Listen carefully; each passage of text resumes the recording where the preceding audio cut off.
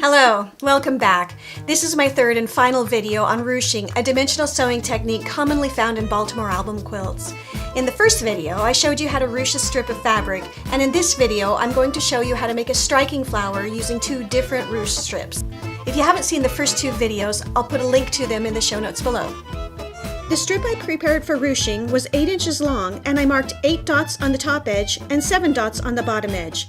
With a single strand of thread that closely matched my fabric, I ruched it just like in video number 1. Once I came to the end and secured my thread with a few back stitches, I turned it over so that the right side was facing me. The strip had a bit of a curl to it. That's completely normal. At this point, one side of my strip had 6 petals and the other side had 7. I chose the side that had 6 petals and will now loop my thread through the center point of each petal near the tip.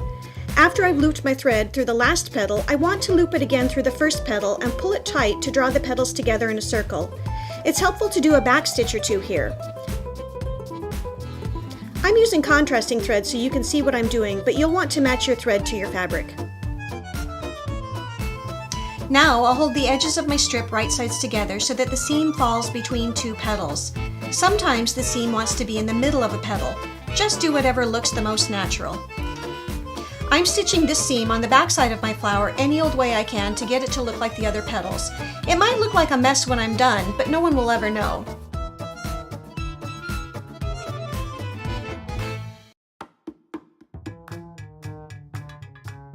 Once finished, I'll fold my seam allowance to one side and secure it to the back.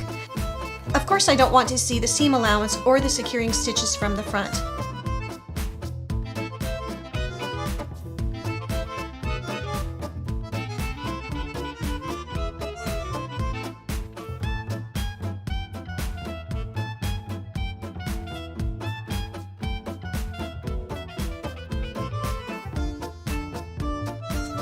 At this point, I like to sew a seed bead inside each petal of this little flower. I think it adds a bit of sparkle. Match your thread to your flower, however, not your bead.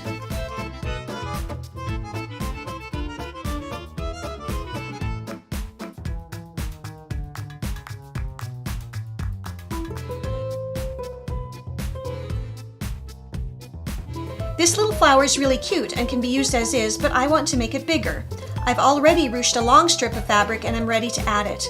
This strip measured about 36 to 38 inches before it was ruched.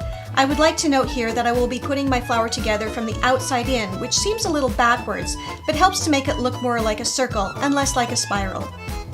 I'm curling my long ruching strip around on itself to make a 2.5 inch circle, starting with the first petal. It takes about 8 inches of strip to make a 2.5 inch circle. It's really helpful to have a circle template for this job, but is not strictly necessary. Circle templates can be purchased at art stores and office supply stores. I already professed my love for these stores in the second video, so I'll add here that the Container Store is also a huge favorite of mine. Now I'll clip my strip to keep it in place. Clover Wonder Clips do an amazing job at this, but pin works pretty well too. After the strip makes a circle, the following petals will spiral inwards with the top of the petals touching the center line of the strip underneath them.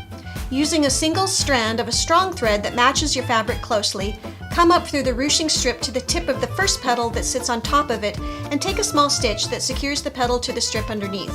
I'm still using contrasting thread to better show what's going on. Here, I'll bring my thread to the back and come up through the next petal over.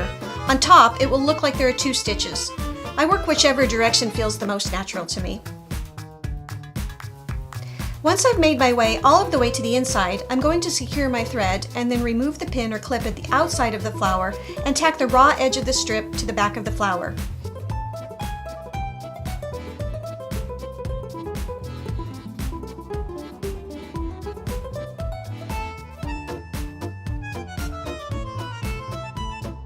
Now I can place my little flower in the middle of my big flower.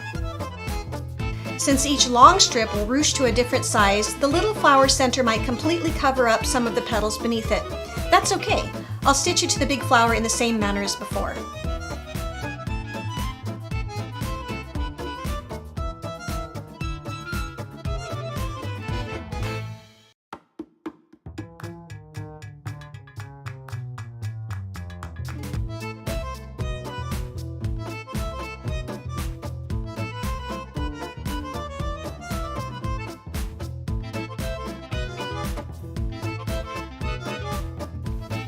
And look how awesome that is!